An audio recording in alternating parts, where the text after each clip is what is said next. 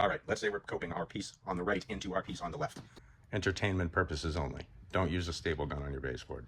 Left. There we go, right? Make it easier if you take your pencil and just run on like that. Run on your toe. It makes it a little easier to see. You don't need more than 5 degrees. Any more than that. You don't really need more than 1 degree, for being honest. Back cut, right?